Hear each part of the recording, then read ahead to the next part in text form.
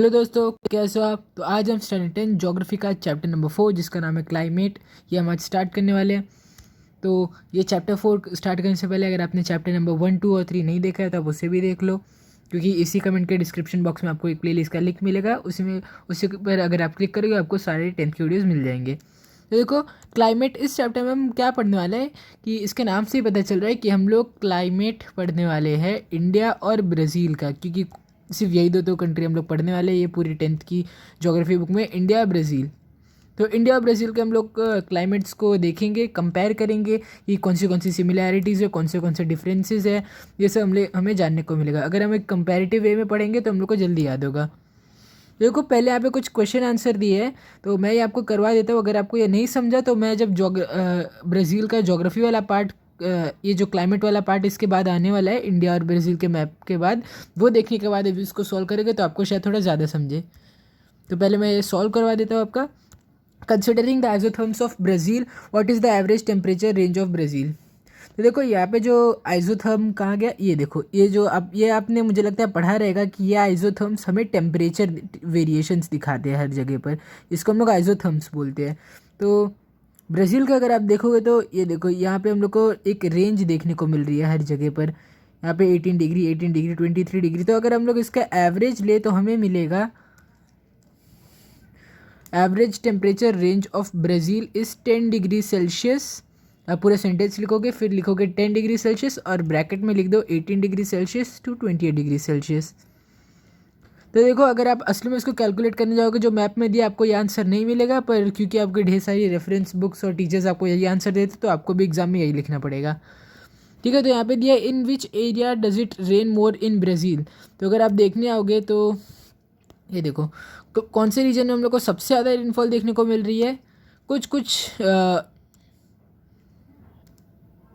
Central part में हम लोग को थोड़ी ज़्यादा रेनफॉल देखने को मिल रही है और ज़्यादातर रेनफॉल तो हम लोग को नदर्न प्लेन रीजन में देखने को मिल रही है।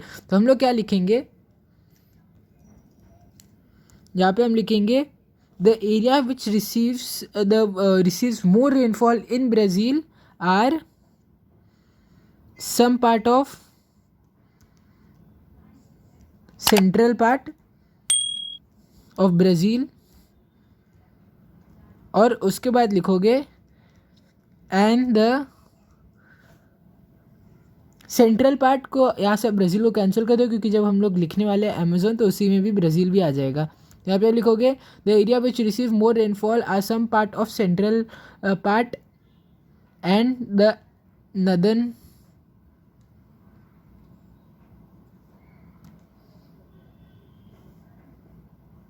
Reason that is Amazon valley.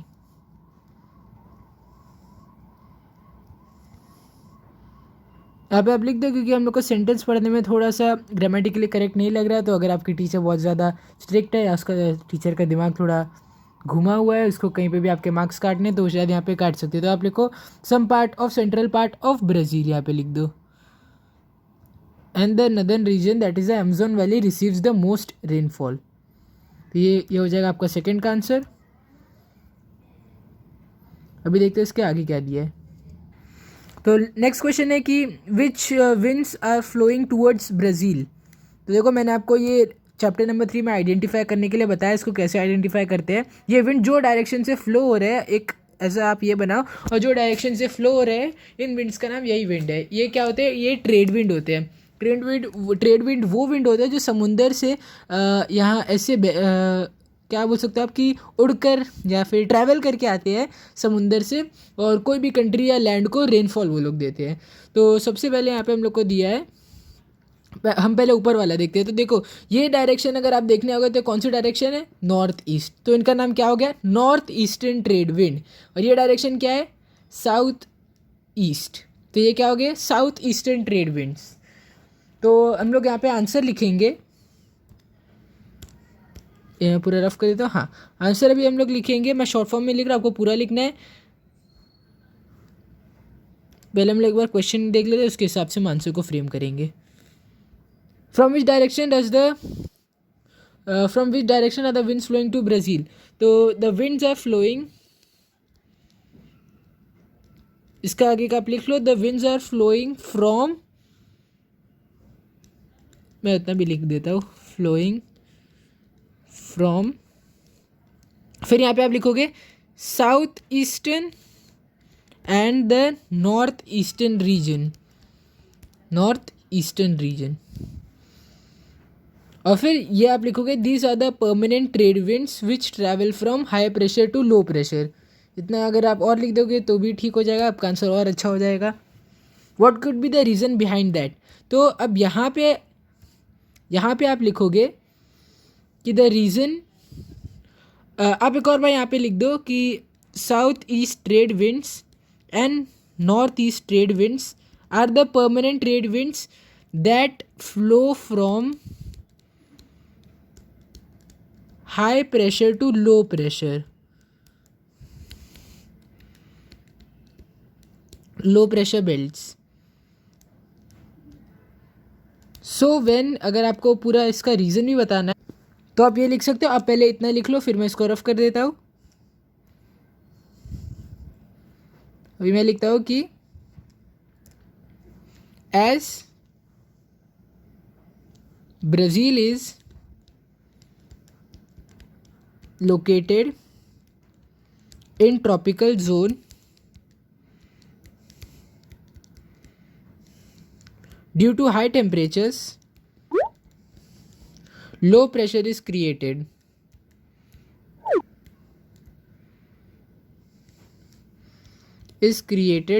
in Brazil, and the winds flow in Brazil and the winds flow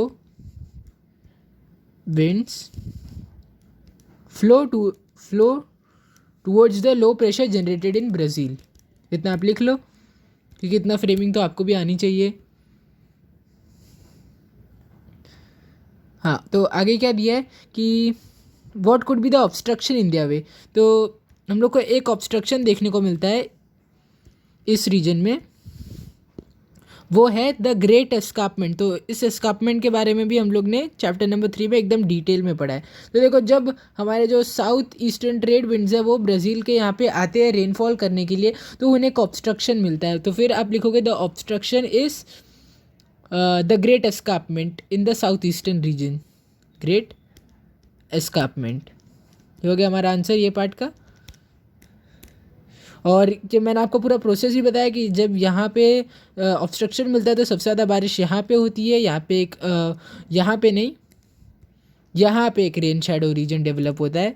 तो आप ये तो सोचोगे कि ये माउंटेन तो इधर है पर यहाँ पे क्यों रेन शैडो रीजन डेवलप हो रहा है, तो वो थोड़ी कॉम्प्लेक्स ज्योग्राफी है, वो अभी आपके सिलेबस में नहीं है, तो इसलिए हम वो नहीं पढ़ने आएंगे। बस इतना याद रखो कि यहाँ पे नॉर्थ ईस्टर्न रीजन में इसकी वजह से ही एक रेन शैडो रीजन डेवलप हो जाता है। अभी आगे देखते हैं क्या दिया है। Which type of rainfall occur because of this winds, तो देखो, जब भी आपको एक ऑब्स्ट्रक्शन मिलती है और यहाँ पे सबसे ज़्यादा बारिश होती है और पीछे उसके रेन शैडो रीजन डेवलप हो जाता है, मतलब यहाँ पे बहुत कम रेनफॉल गिरती है, तो इस टाइप की रेनफॉल को हम लोग ओरोग्राफिक रेनफॉल बोलते हैं। ये हम 9 से ही पढ़ते आए हैं। ठीक है, तो आगे क्या दिया, correlate this winds and rainfall, तो ये हम लोग ने अभी अभी कोरिलेट किया है। और अगर आपको पूरा प्रोसेस लिखना है, आप पूरा प्रोसेस भी लिख सकते हो कि कैसे ये साइड को ऑब्स्ट्रक्ट करता है, यहाँ पे वो विंडवर्ड साइड बनता है इसी ब्राज़ील के साउथ ईस्टर्न रीजन में, और साउथ ईस्टर्न कोस्टल रीजन में ज़्यादा रेनफॉल होती है। फिर उसी के बाद इनकी कैपेसिटी कम हो जाती है, वाटर होल्डिंग कैपेसिटी, और फिर इसीलिए ये यहाँ पे रेन शैडो रीजन बना देते हैं, और इसीलिए यहाँ पे हम लोग को 500 mm से कम रेनफॉल देखने को मिलती है, जिसको हम ड्रॉट क्वाड्रिलेटरल बोलते हैं नॉर्थ ईस्टर्न रीजन को। तो आगे क्या दिया है, in which part of Brazil is the average temperature low. अगर आप देखने होगा तो हम लोग को सदर्न पार्ट में एवरेज टेम्परेचर लो देखने को मिलेगा। क्यों? क्योंकि इक्वेटर से दूर जाते जा रहा है। तो देखो, ये हमारा इक्वेटर, और इक्वेटर के पास जो भी जगह रहती है वहाँ पर टेम्परेचर बहुत ज़्यादा होता है। आप देख सकते हो कि हम लोग को 28 डिग्रीज टेम्परेचर देखने को मिल रहा है, और जैसे जैसे हम लोग नीचे जा रहे हैं, मतलब इक्वेटर से दूर जा रहे हैं, हम लोग को टेम्परेचर कम होते हुए दिख रहा है। तो इसीलिए जो सबसे नीचे वाली जगह है वहाँ पे सबसे ज़्यादा कम टेम्परेचर होगा। तो हम लोग लिख सकते हैं the southern part of Brazil is having the lowest average temperature। आगे क्या दिया, identify the rain shadow reason in Brazil and describe it's climatic characters. तो ये है हमारा rain shadow reason, north eastern reason. अगर आपको इसके कैरेक्टर्स बताने हैं तो आप बोल सकते हो कि यहाँ पे एक rain shadow region is develop in this region because of the obstruction caused by the great escarpments. The annual rainfall here is less than 500 mm। तो ये लेस देन का साइन होता है, आपको एग्जाम में पूरा लिखना है। Is less than 500 mm, thorny and shrub type of vegetation are found in this region. और ऐसे आप ढेर सारे और कैरेक्टर्स लिख सकते हो। वैसे मैंने जो आपको अभी आंसर बताया वो तो मैंने कैरेक्टर्स के हिसाब से बताया, पर आपकी अगर आप रेफरेंस बुक्स में देखोगे या फिर अगर आपकी टीचर भी हो सकता है रेफरेंस बुक से अगर छाप के आंसर दे दी, तो वहाँ पे हम लोग को पूरा प्रोसेस बताया गया है। कैरेक्टर्स नहीं बताया गया है ड्रॉट क्वाड्रिलेटरल के, ये बताया गया है कि ये कैसे ऑब्स्ट्रक्शन ग्रेट एस्कार्पमेंट कॉज करते हैं। फिर यहाँ पे हम लोग का विंडवर्ड साइड डेवलप होता है और यहाँ पे रेनफॉल मिनिमल हो जाती है। ये सब आपको रेफरेंस बुक में देखने को मिलेगा। Beyond the highland the effect of south east trade winds reduces and drought quadrilateral is generated in this region. तो आपको भी शायद ऐसा ही आंसर लिखना पड़े अपने एग्जाम में।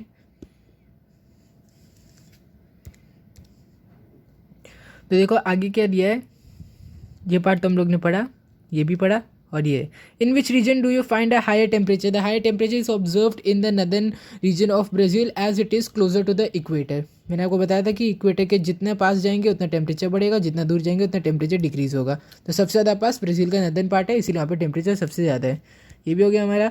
Considering the latitudinal extent of Brazil where will you find temperate climate. तो लैटिट्यूडनल एक्सटेंट को अगर हम देखें तो हम लोग को टेम्परेट क्लाइमेट यहाँ पे देखने को मिलेगा, जो कि है हमारा the tropic of Capricorn. Tropic of Capricorn.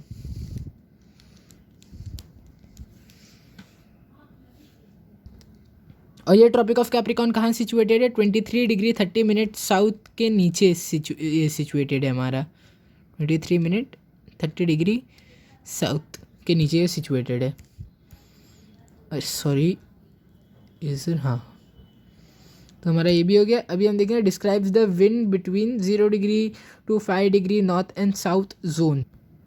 तो देखो जो हमारे 0 डिग्री से 5 डिग्री के बीच में जो भी हमारे विंड्स है वो हम लोग को थोड़ा वर्टिकल डायरेक्शन में ये फ्लो होते हुए दिख रहे हैं। तो आप लिख सकते हो the winds between 0 degree and 5 degree latitude north and south latitude flow almost in vertical direction leading to convectional type of rainfall. तो अमेजोन बेसिन जहाँ पे सबसे ज़्यादा रेनफॉल होती है वो कौन से फॉर्म में होती है, कन्वेक्शनल टाइप ऑफ रेनफॉल में होती है, टाइप ऑफ रेनफॉल। तो इसीलिए क्योंकि ये बारिश हमें हर दिन देखने को मिलती है, इसीलिए अमेज़ोन रीजन में सबसे ज़्यादा बारिश होती है। जैसे अगर आप ये देखने आओगे तो आपको ये वर्टिकल नहीं दिखेंगे, पर तो भी आपको ऐसे दिया है कि आपको ऐसे अज्यूम करना है। चलो अभी आगे देखते हैं क्या है। Which method has been use to show the distribution of map. तो यहाँ पे हम लोग को दो मेथड नहीं, हम लोग को एक ही मेथड यहाँ पे दिया है, जिसको हम बोलते हैं कोरोप्लेथ नहीं, आइजोप्लेथ। क्योंकि यहाँ पे हम लोग को देखो कुछ आइजो लाइन्स भी दिए, इसीलिए आप इससे रिलेट करके बोल सकते हो कि ये है आइजोप्लेथ मेथड। आपने 9th में पढ़ा है आइजोप्लेथ, कोरोप्लेथ और डॉट मेथड। देखो यहाँ पे हम लोग को क्या किया है इन लोग ने, अगर मैं आपको थोड़ा स्केल बताइए, बहुत ही ज़्यादा बड़ी जगह है जो इन लोग ने यहाँ पे दिया है। अगर मैं आपको स्केल बताऊँ तो ये कहाँ से शुरू हो रही है, वो जगह का जो राइट पार्ट है ऐसा जो बना हुआ है उसका ये पार्ट हम लोग को यहाँ ये दिखाता है, और ये वाला जो पार्ट है वो हम लोग को ब्राज़ील का ये पार्ट दिखाता है। मतलब कि इतना बड़ा जो रीजन है इसको हम लोग ने काट के, ये वर्टिकल है उसको स्लैंटिंग में कर दिया, स्लैंटिंग में इसको करे, स्लैंटिंग नहीं सॉरी, हम लोग इसको बोलते हैं हॉरिजॉन्टल। ये जो वर्टिकल पार्ट है इन लोग ने इतना काट लिया और इसको ऐसे वर्टिकली रख दिया है। तो देख सकते हो आप ये कि पूरे ब्राज़ील को कवर कर रहा है, तो ये बहुत ही ज़्यादा बड़ा रीजन है।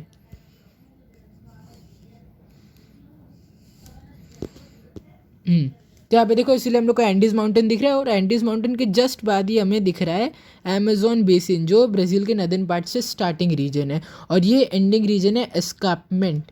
ये देखो यहाँ पे दिया है एस्कार्पमेंट एकदम एंडिंग रीजन है, और अमेजोन बेसिन जो है एंडीज माउंटेन का एकदम यहाँ से स्टार्टिंग रीजन होकर यहाँ तक जा रहा है, वही यहाँ पे दिया है। तो यहाँ पे हम लोग को कुछ इंपॉर्टेंट इन्फॉर्मेशन दी है, ये आपको याद रखना है। तो सबसे पहले हम लोग को एंडीज माउंटेन देखने को मिल रहा है, जहाँ पे जो रेनफॉल है वो 1600 mm की है। फिर सबसे ज़्यादा रेनफॉल हम लोग को यहाँ पे देखने को मिल रही है अमेजोन बेसिन में। मॉडरेट रेनफॉल हम लोग को पैराग्वे पराना बेसिन में देखने को मिल रही है, और सबसे लो जो रेनफॉल है वो हम लोग को ब्राज़ीलियन हाईलैंड्स में देखने को मिल रही है। हाईलैंड में वैसे भी बहुत ज़्यादा कम रेनफॉल होती है, तो हो सकता है यहाँ पे एस्कार्पमेंट से रिलेट करके बताया गया है कि एस्कार्पमेंट्स की वजह से ब्राज़ीलियन हाईलैंड में थोड़ी लो रेनफॉल होती है। और ये रीजन में भी हम लोग को 1200 mm रेनफॉल देखने को मिलता है, जो कि मॉडरेट है। ये coastal area, Paraguay Parana basin, Amazon basin, Andes mountain, तो ये सब में जितनी रेनफॉल हो रही है आपको वो याद रखना है। हो सकता है एग्ज़ाम में आपको टीचर ये सारी वैल्यूज़ नहीं दे और पूछ दे, क्योंकि टीचर्स तो आपको पता ही है कि अपना प्रीलिम्स का पेपर थोड़ा सा कोई कोई स्कूल हार्ड बनाता है, तो हो सकता है वो ये सारी वैल्यूज़ हटा कर ऐसे सीधा क्वेश्चन पूछ दे, या तो वो सारी वैल्यूज़ को रख के क्वेश्चन पूछेगी। और यहाँ पे हम लोग को थोड़ा रेंजेस भी दिए हुए हैं। तो अभी यहाँ पे आ रहा है हमारा इंडिया का पार्ट। तो अभी हम इंडिया के थोड़े क्वेश्चन सॉल्व कर लेते हैं। ये अगेन अगर आपको ये नहीं समझा तो हम लोग जब इंडिया का क्लाइमेट कर लेंगे, आप इस पार्ट को वापस देख लेना। तो सबसे पहले क्या है, which region of India gets more than 4000 mm of rainfall. हाँ, मैं आपको ये बताना भूल गया कि आपको स्केल भी देख लेना है। आप स्केल देख के भी आप आराम से आइडेंटिफाई कर सकते हैं कि हम लोग को वेस्टर्न घाट का जो विंडवर्ड साइड है और इंडिया का नॉर्थ ईस्टर्न पार्ट, यहाँ पे हम लोग को सबसे ज़्यादा रेनफॉल देखने को मिल रही है।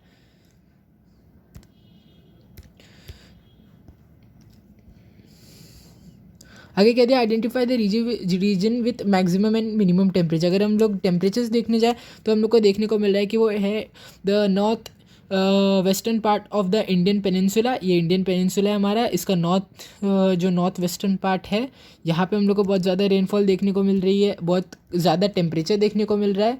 ये जो नॉर्थ ईस्टर्न रीजन है यहाँ पे भी बहुत ज़्यादा टेम्परेचर देखने को मिल रहा है। और हम बोल सकते हैं कि हम लोग को थोड़ा बहुत सेंट्रल पार्ट में टेम्परेचर ज़्यादा देखने को मिल रहा है। और अगर मिनिमम टेम्परेचर की बात करें तो हम लोग को वो the hilly regions of the northern part of India and some north eastern states have very low rainfall temperature. और ये भी मैंने कैसे आइडेंटिफाई किया, इन सारी आइजोथर्म्स को देखकर। इसको हम लोग आइजोथर्म्स बोलते हैं, ऐसी लाइन्स को, इन आइजोथर्म्स को देखकर हम लोग को आइडेंटिफाई हुआ। क्योंकि यहाँ पे देखो, यहाँ पे 20, 23 ये सब दिया है, और यहाँ पे 29 दिया है, तो मतलब कि यहाँ पे टेम्परेचर ज़्यादा है।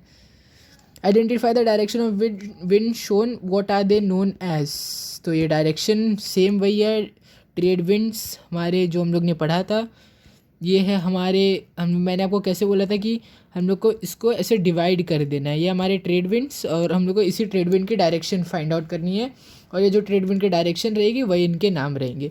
तो देखो हम लोग ने डिवाइड कर दिया, ये क्या हमारा साउथ नहीं, ये है हमारा नॉर्थ ईस्टर्न रीजन, ये हमारा नॉर्थ वेस्टर्न रीजन, ये है नॉर्थ ईस्टर्न रीजन, ये है साउथ वेस्टर्न रीजन और साउथ ईस्टर्न रीजन। तो देखो ये विंड्स जो है ये कहाँ से आ रहे हैं, हमारे साउथ ईस्टर्न रीजन से, तो हम लोग इसको क्या बोलेंगे, साउथ ईस्टर्न ट्रेड विंड्स। और ये जो विंड्स है कहाँ से आ रहे हैं, साउथ वेस्टर्न रीजन से, तो हम लोग इसको बोलेंगे साउथ वेस्टर्न रीजन। तो आंसर बनेगा, this are the permanent trade winds and the direction of these trade winds are south western and south eastern region. They are also known as south western trade winds and south eastern trade winds respectively. तो देखो पूरा complete answer हो गया। आप इसको अपने मन से फ्रेम कर सकते हो, या तो जैसा मैंने बोला वैसे भी लिख लो। Which winds are responsible for rainfall in India. जो विंड्स का हम लोग ने अभी नाम लिया, साउथ वेस्टर्न रीजन और साउथ ईस्टर्न रीजन रिस्पॉन्सिबल है रेनफॉल इंडिया में रेनफॉल लाने के लिए। Some part of Rajasthan is under desert, what could be the reason for that. तो यहाँ पे आपको लिखना है कि the south eastern trade winds flow parallel to the Aravalli ranges situated in the eastern part of Rajasthan. या तो आप ईस्टर्न पार्ट नहीं लिख सकते हो, तो आप इतना ही लिखो, the south western trade winds है ये। The south western trade winds flow parallel to the Aravallis, hence there is no obstruction in their way, creating a low rainfall region in the Rajasthan, which results the formation of desert। तो देखो अगर ये जो Aravalli range है ये हमारी ऐसी है, हम लोग ने चैप्टर 3 में पढ़ा था कि ये अरावली रेंजेस जो है ये ऐसी होती है, तो इसीलिए क्या होता है कि ये तो कोई ऑब्स्ट्रक्शन ही नहीं कर पाएंगे इनके रास्ते में। तो अगर आप वेस्टर्न घाट को देखने आओगे तो वेस्टर्न घाट कैसे होते हैं, ऐसी होती है। तो ये जो फ्लो होते हैं यहाँ से ऑब्स्ट्रक्ट हो जाते हैं और रेनफॉल हो जाती है। लेकिन ये जो विंड्स रहते हैं देखो ऐसे पैरेलली है तो चलेगा, इनको कोई ऑब्स्ट्रक्शन ही नहीं मिला तो ये लोग किस लिए रुकेंगे। तो देखो, और यही अगर ये जो अरावली रेंज है ये ऐसी होती तो हमें राजस्थान में आज डेजर्ट नहीं बल्कि घना जंगल देखने को मिलता, क्योंकि पूरी की पूरी जो विंड है उसको ब्लॉक कर लेता। पर ये ऐसा नहीं है तो इसीलिए हम लोग को राजस्थान में डेजर्ट देखने को मिलता है।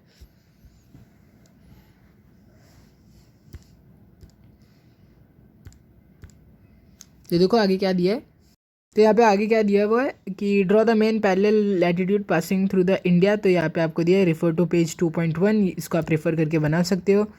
तो in which part of the peninsula are semi arid climatic conditions found why, मतलब कि हम लोग को थोड़ा कम रेनफॉल वाला रीजन कहाँ पे मिलता है और क्यों मिलता है। तो अगर हम बोल सकते हैं the central part of the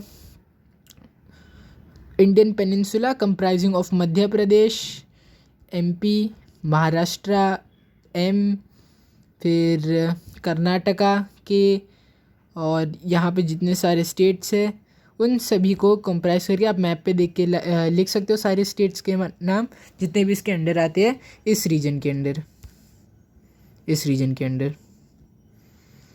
have low rainfall because they are situated in the rain shadow region caused due to western Ghats.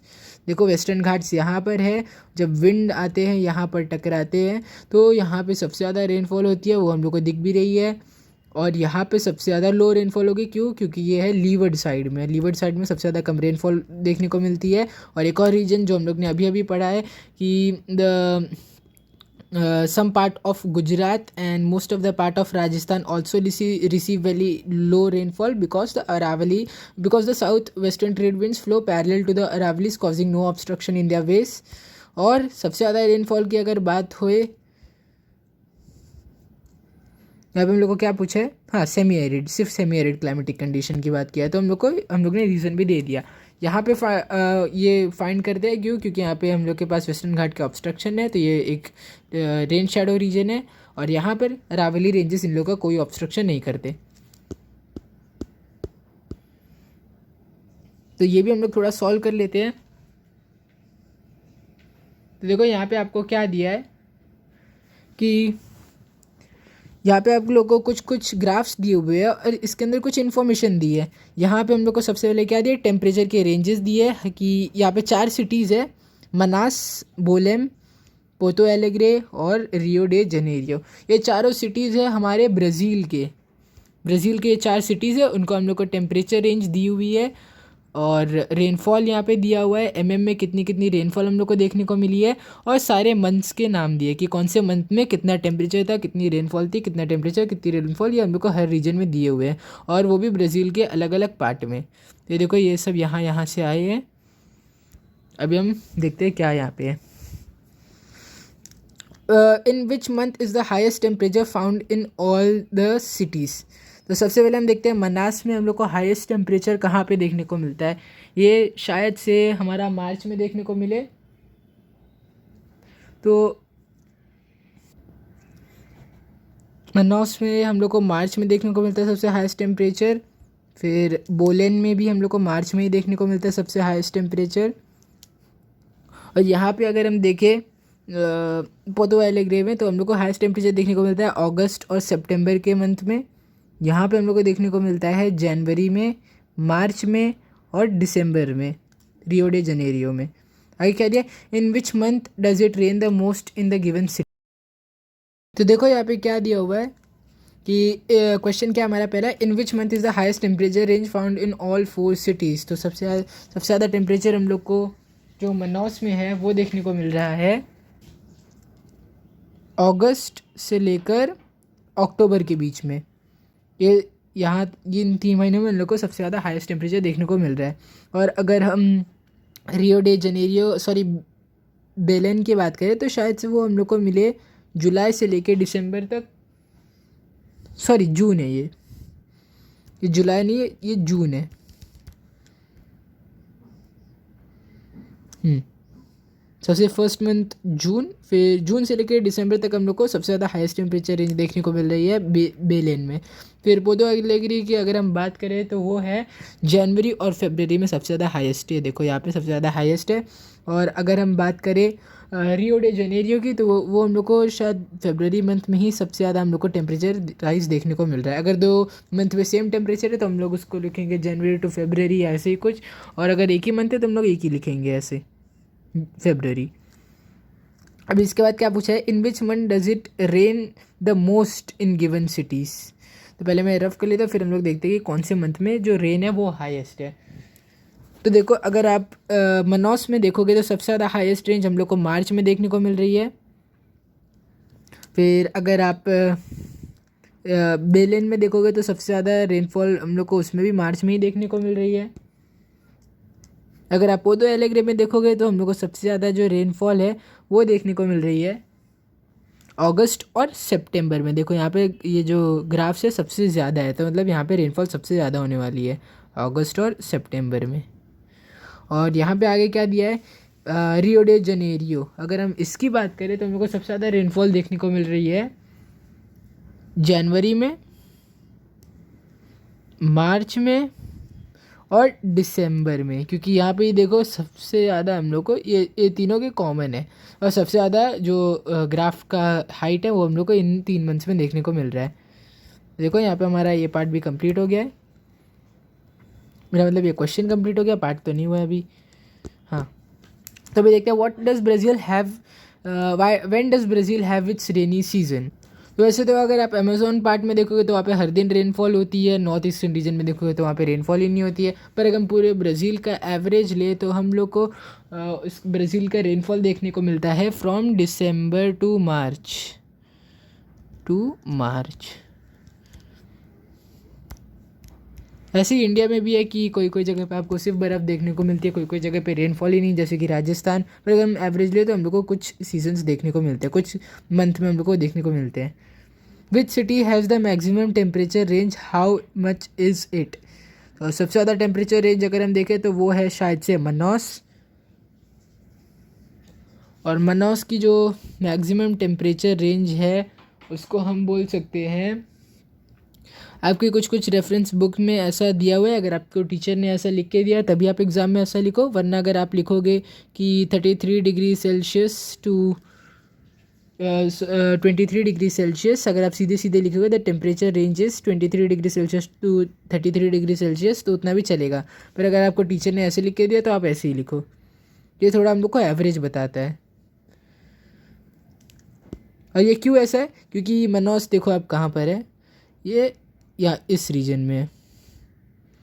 वैसे तो बेलेन उससे भी ऊपर है, पर आप थोड़ा सा रिलेट कर सकते हो कि वो इक्वेटर के पास है, इसीलिए वहाँ पे सबसे ज़्यादा टेम्परेचर रेंज देखने को मिलती है। अगर आप बेलेन में भी देखोगे तो वो कंसिस्टेंटली बहुत ज़्यादा टेम्परेचर दिखाता है, क्योंकि वो ज़्यादा ऊपर है। और मनौस में कुछ कुछ टाइम पे हम लोग को ज़्यादा टेम्परेचर देखने को मिलता है, बाकी अगर टाइम पे देखें तो वहाँ पे बेलेन से कम टेम्परेचर होते हैं। अभी क्या दिया, what type of climate will be found in Rio de Janeiro. तो रियो डे जनेरियो में हम लोग को बारिश भी ढेर सारी देखने को मिलती है, वार्म क्लाइमेट भी है, तो फिर हम लोग इसको बोल सकते हैं warm humid and equal climate. Warm humid and equal climate can be found in Rio de Janeiro. अगर आपको इक्वेबल नहीं लिखना है तो आप इक्वेबल मत लिखो, मैं इसको हटा ही देता हूँ कि warm and humid climate is found in Rio de Janeiro. तो यहाँ पे देखो, यहाँ पे हम लोग को ब्राज़ील के क्लाइमेट के बारे में दिया, और बस इतना ही हमारा और बचा है, क्योंकि जहाँ पे थोड़ा सा छोटा है इसके लिए हमारा जल्दी हो जाएगा, शायद 1 से 2 लेक्चर्स में हो जाए। तो मैं एक बार देख लेता हूँ कि आपको शायद से ये एक्सप्लेन करने में थोड़ा ज़्यादा टाइम लग जाएगा, तो मैं यहीं पर रुक जाता हूँ। अगर ये सिर्फ यहाँ तक इसकी एक्सप्लेनेशन दी रहती तो मैं ये आपको करा देता, पर ये पूरा का पूरा हम लोग को 1 पेज का दिया हुआ, इसके लिए मैं आपको ये नेक्स्ट लेक्चर में कराऊंगा। तो मुझे उम्मीद है आपको ये लेक्चर में मैंने जो भी पढ़ा सब अच्छे से समझा रहेगा। तो अगर आप मैंने आपको जो क्वेश्चन आंसर्स नहीं कराए हैं अभी, वो आपको नहीं समझाए, तो आप इसके बाद देख लेना, जब आप ब्राज़ील और इंडिया का जब मेरा क्लाइमेट पढ़ा के हो जाएगा, ये पूरा इंडिया का क्लाइमेट है, जब पढ़ा के हो जाएगा तो आप देख लेना, आपको बहुत अच्छे से समझ जाएगा। तो तो मुझे उम्मीद है आपने अभी तक जितना भी मैंने आपको पढ़ा वो आपको सब अच्छे से समझा होगा और आपका सारे कंसेप्ट क्लियर रहेंगे। तो अगर आपको ये वीडियो अच्छा लगा हो तो इस वीडियो को लाइक करो, शेयर करो और चैनल को सब्सक्राइब करो। Thank you.